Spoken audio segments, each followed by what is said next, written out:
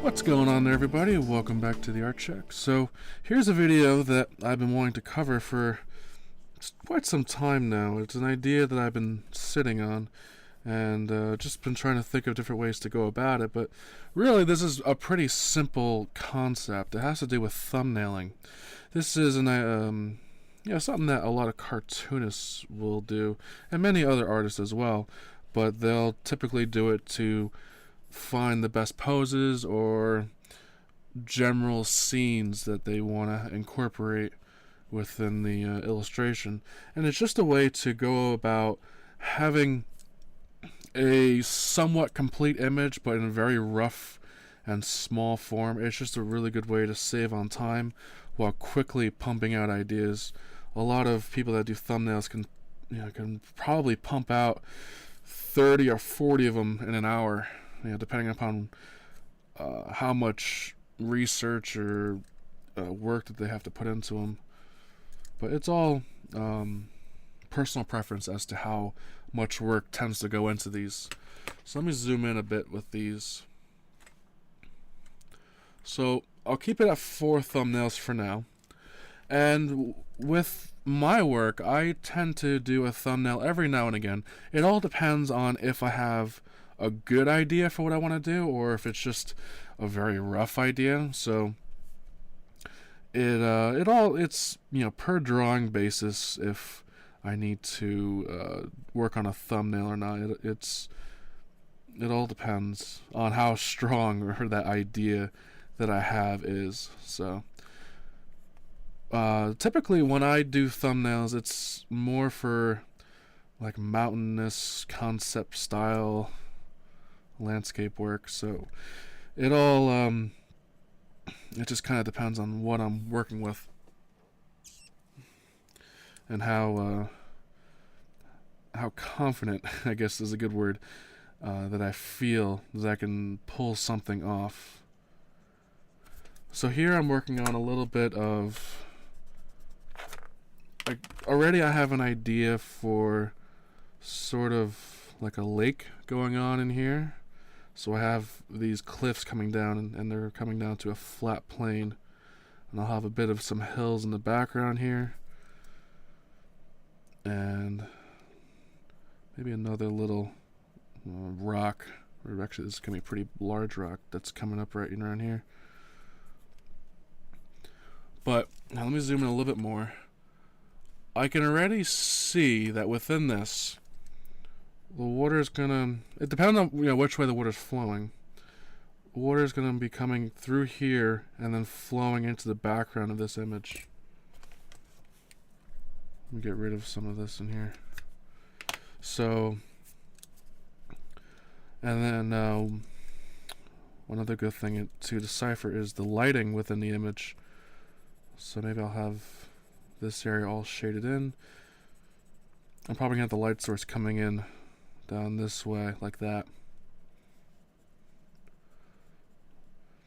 And try to vary the shading a little bit. This just helps to create a little bit of dynamics within your work. Having a bit of deformity helps to distinguish detail work and different ridges and things like that might be going on within your scene. And you can have maybe a tree or two that's living in the area. A good way to decipher the scale within a drawing, trees are a very good indication of scale. So using objects that pretty much anyone would see on a regular basis. I mean, there's hundreds of species of trees in the world, but trees are normally anywhere from like 50 to 100 feet tall, depending upon where you live. So you can get a nice idea of what's the size of everything is. And since my light's coming in this way, I'll have a generalized shading going on beneath these trees. Now just keep in mind, I'm not going for detail work here. I'm just going for general ideas and shapes and things like that. Let me get rid of this arrow. And then for the sky, Just very, very simple suggestions or indications of where the clouds might be. You know, nothing too spectacular, just to kind of get the idea across. And then with this little area here, just do a light shading on that. Same with the background.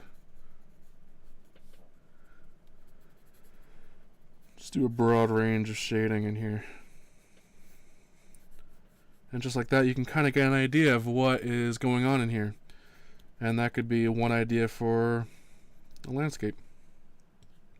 And if you don't happen to draw this, you know, right after you draw this little sketch, you could always save it for a rainy day and then come back to it. So let me zoom back out a little bit.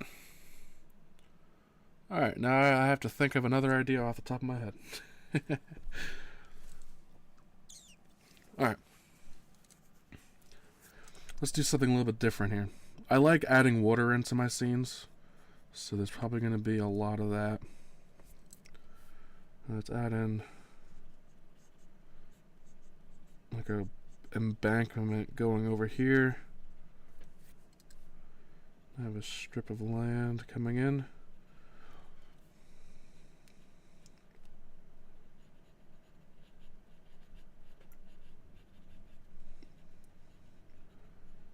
I can already tell this one's not going to be one of my favorites.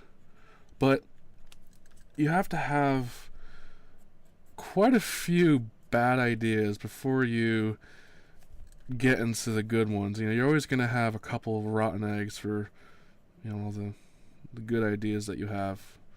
So even though I'm not really, you know, I just started drawing this and I'm like, it's alright. But then again, I'm drawing this stuff so quickly that it's hard to, like, you know, immediately dismiss it as a bad idea. You know, because I guarantee in the future, I might look back at this and be like, oh, you know, I see it as that now. That's another good thing about this type of work is because it's so unfinished, it is very easy to have a changed opinion of it when you come back to it at a later date. Just because it doesn't have a lot of definition and form. You can look at it one day and think, oh, it looks like this, and look at it another day, oh, it would look so much better if I did this. So you have to give everything a chance.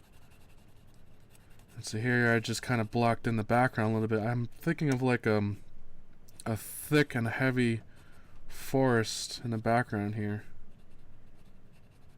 You know, like this is sort of like a snow scene, I'm thinking. Let me fill in this tree a little bit more.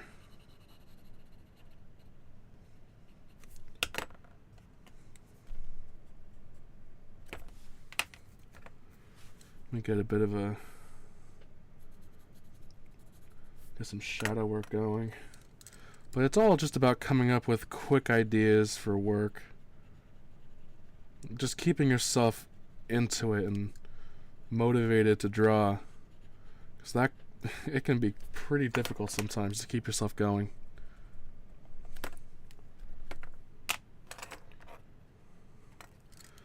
So quick thumbnail sketches is a great way just to kind of keep your head in it without committing completely to drawing, I guess you could say.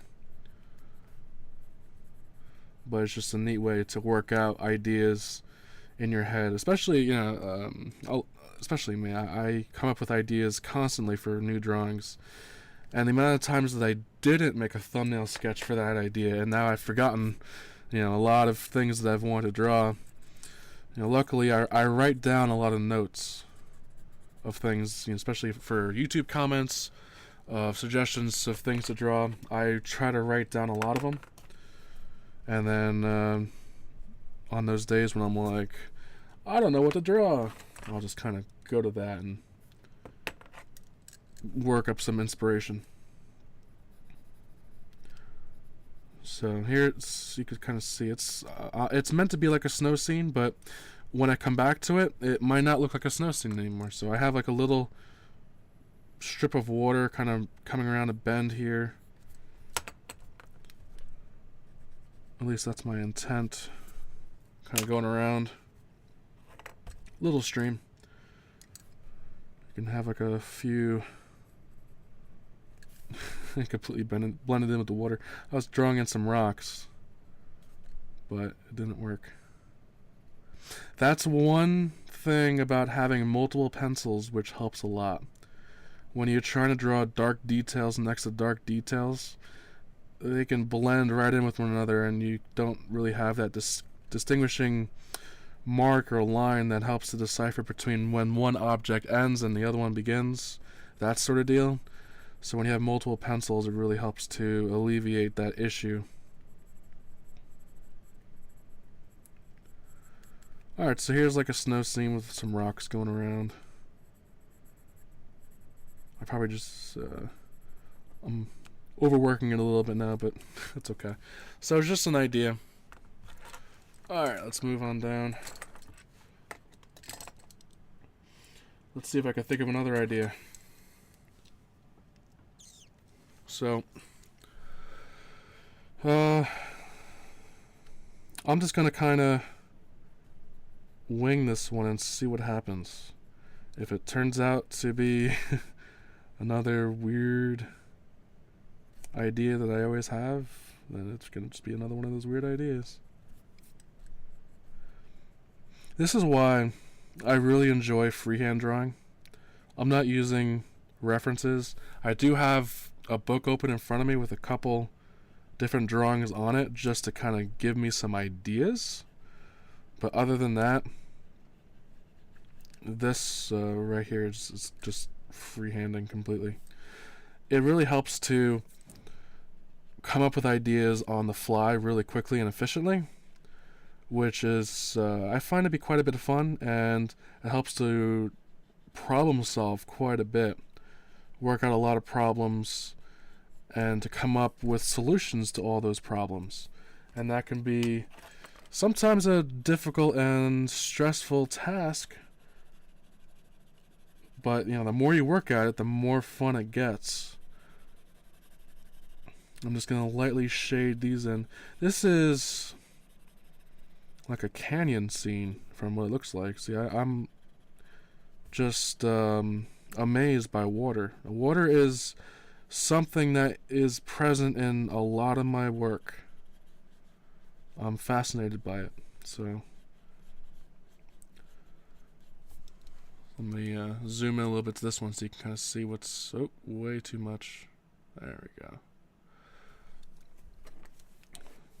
Alright, so let's get a defining line going down here.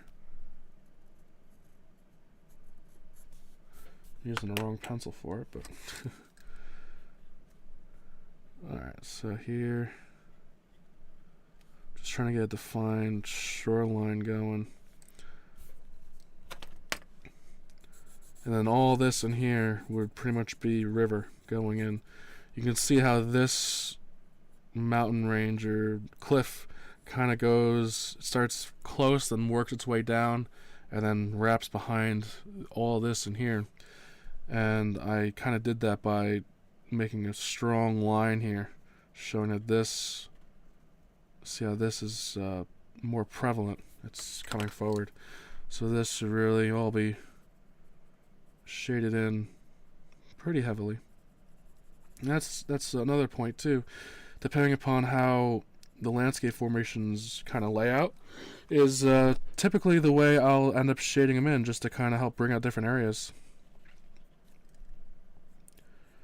Like right here, I'll shade pretty heavily, showing that there's a new formation taking presence. And same with right here. Something like that. And with the sky on this one, I'm thinking just a very, very light, just to kind of fill it in and kind of help bring everything together.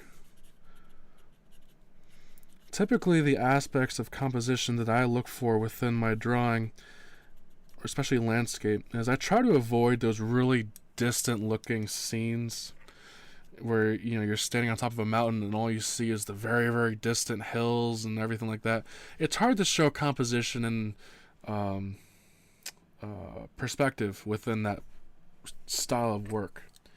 So typically within my landscape designs, I like to have very, very close objects, something within walking distance, and then it really recedes into the background like it is up here. And I show that object is really far in the background just by having a really light shading on it. That really helps to show the atmospheric perspective, and it really pushes objects back. Same with this one. So this tree is kind of taking the spotlight here with how heavily it's not really too heavily shaded in, but you get the idea. And then these trees in the background are just suggested, not even no branches, no leaves, no nothing, just kind of suggested in there. Well, it's a snow scene anyway, so there's not going to be too many leaves on those trees. But anyway, same with this one. This cliff formation here is relatively close. From this scene, you would probably be on the water and looking into the distance, and this formation here would probably be close as well, and then you have distant cliffs and things like that. So I tend to have objects that are close, objects that are a little bit further away, and then a very distant objects. I like to have all three within my drawings all the time. It just really helps to create a nice composition within the work, and it kind of makes it easier to make a believable depth within the drawing, which can sometimes be difficult to pull off. So let's do one more. Let's have I have an idea, but let's see if I don't know if I can really do it or not. See, I started with something and now I see something else. It helps to kind of develop that artistic eye of sorts. Just to kind of sort of see objects within just sort of, scribbling. It's kind of, when I did this when I was little, I used to lay on the ground and kind of look at the clouds and, say, oh, I see a bunny rabbit. And my friend would say, oh, I see a duck over there. Something like that. This is kind of similar. Just kind of drawing in shapes and formations and just kind of seeing what you can come up with within, the boundaries of your artistic abilities. So this one, it's a relatively simple scene. Let me try and build up a foundation here.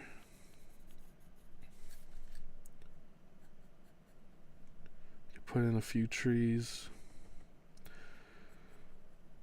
So I'm just scribbling these trees in very quickly.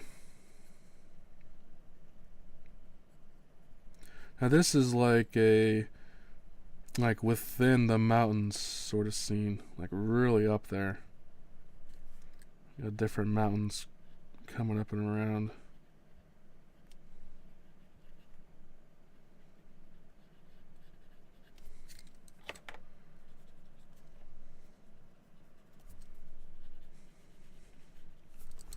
And using the eraser sometimes can really help to distinguish different shapes that might be going on.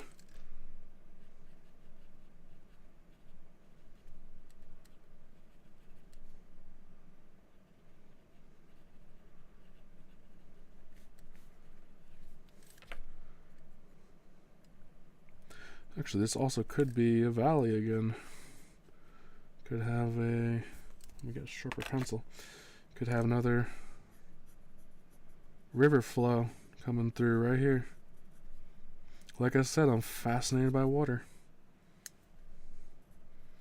Actually, there's a lot of things I'm fascinated by. I'm fascinated by very, very large rock formations. I guess all forms of water, whether it be ocean scenes, lakes, rivers. I like it all. and I'm also fascinated by trees. Those are three things that I love to incorporate within my drawings. So that's why you see a lot of landscapes. That's probably also why I have like 7 tree tutorials on my channel. But, you know, a lot of them tend to be when I get better at drawing a specific type of tree, I'll make a video for that. And then, you know, like the weeping willow tree, that was a specific tree. I got a lot of requests for something like that. And just typically whenever I get better at doing something, I like to see if I can do it. Alright, so I'm feeling like one more over here. One more thumbnail idea.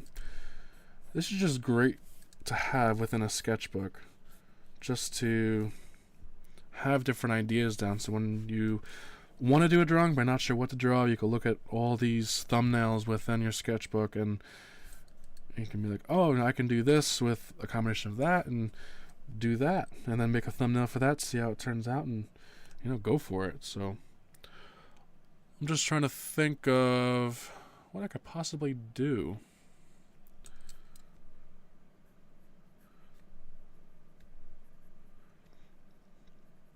See, I'm going for the cliffs again.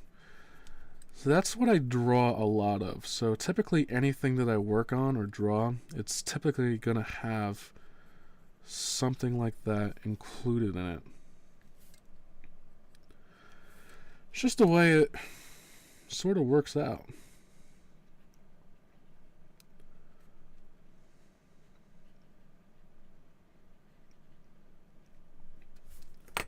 I'm thinking this one could be a possible beach scene with some rocks out in the water. Let's see if I can pull that off, or it might actually turn into something different. You never really know.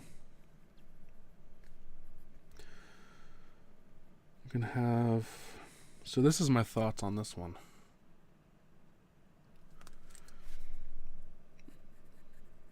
Some of my favorite things to draw are rocky beaches. Just having large rocks within the water and things like that. I'm just trying to work out the general composition before I get too crazy with those rocks. So I'm thinking this could be the beach. Have my horizon come in back here. My water line. Do this with a sharper pencil. Having sharp pencils really helps with your drawing. So here's some water. I'm thinking here's like the water line. I have a large prominent rock coming in down here.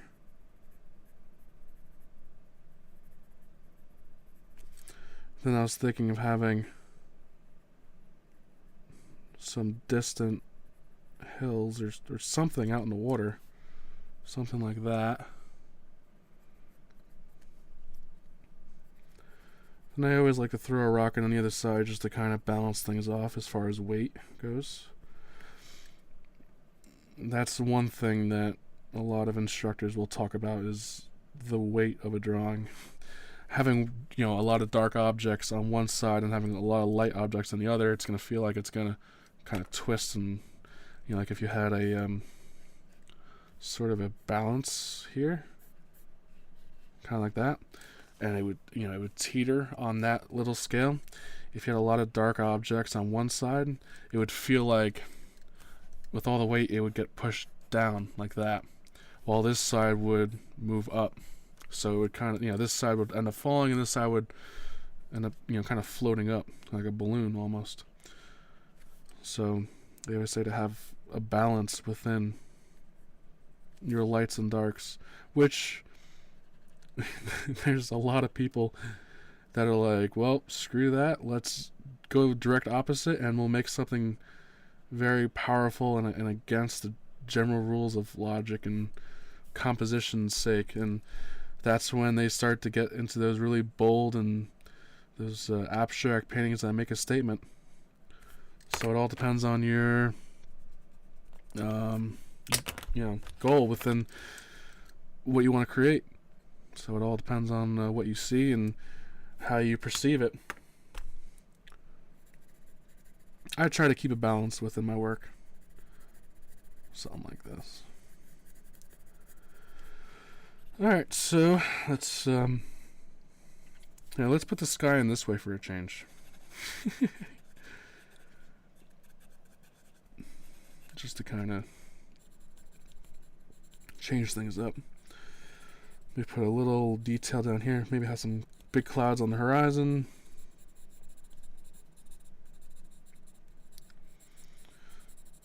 The clouds I'm not too worried about. You can always change that. And, just kind of hinting at different ideas. Way too dark. Something. Now I'm just going crazy with it. Alright, let me zoom out. Alright, so here we have 5 different thumbnails. They're all relatively similar, all of which include some form of water. So I guess the theme of this could be water, or hills or trees. They all include it. But hey, it's what I enjoy to draw. And so you can do this with what you enjoy to draw, and even though you don't necessarily go for it right away and draw what you have it for future reference to kind of refer back to. And this just also really helps to kind of expand your mind and really get you thinking about different ideas of landscapes to draw, especially if you're not using a reference. So if I was using reference for all these, they might be a bit slightly detailed more and maybe a bit more accurate, but these are just all loose ideas out of my head. So I hope you all enjoyed this one, and I will see you all later. Take care.